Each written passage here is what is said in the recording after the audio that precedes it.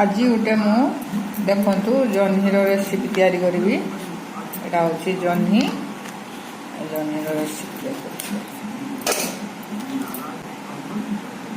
जह्नी को चाँचदेवी चाँचिक तार रेसिपी तैयारी।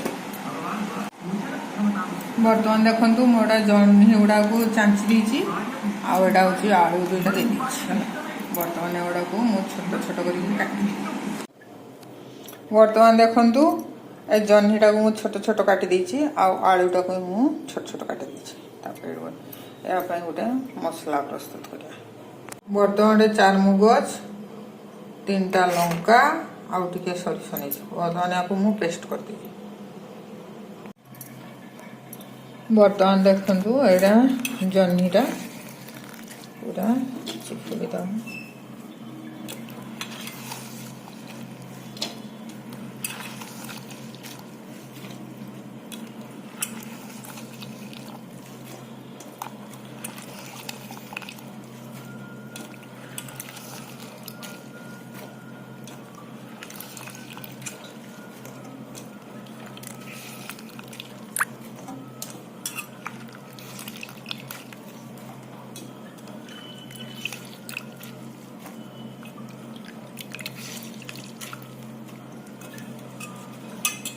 जेहेतु जह्नी पानी बाहर ताको भल भाव में चिपुड़ी दवा।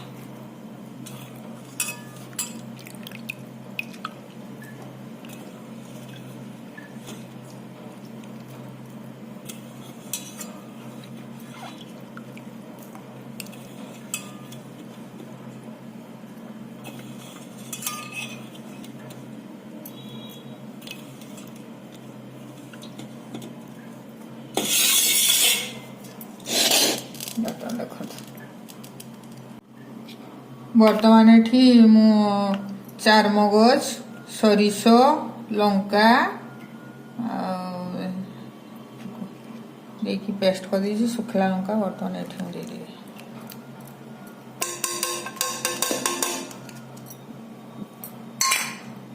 बर्तमान एठी मु तेल दे देली तापर एठी स्वाद अनुसार लूणटा देदा।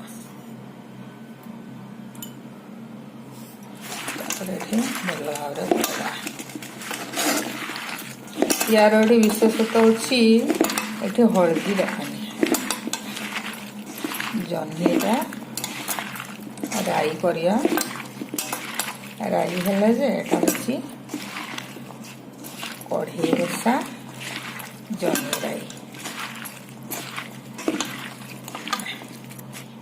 भल भाव मिसेगा। आपन चाहिए सोरिष तेल भी देपारे अति साधारण किंतु खाया को बहुत सुंदर लगे। हाँ भल भाव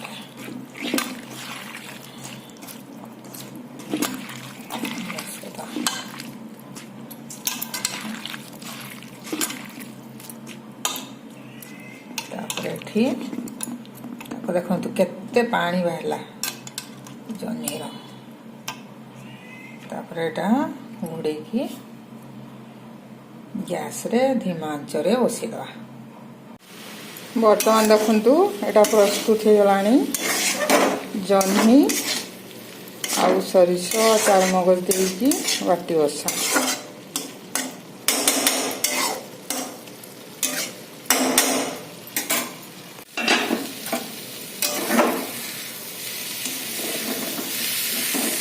बर्तमान देखु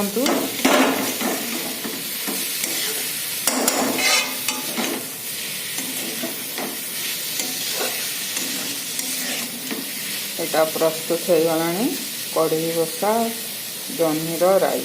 मुझे तैयारी कर खाई कमेंट माध्यम जनइबे लाइक करेंगे सब्सक्राइब करने जमार भूल भलरे था समस्ते सुस्थ था समस्ते। जय जगन्नाथ।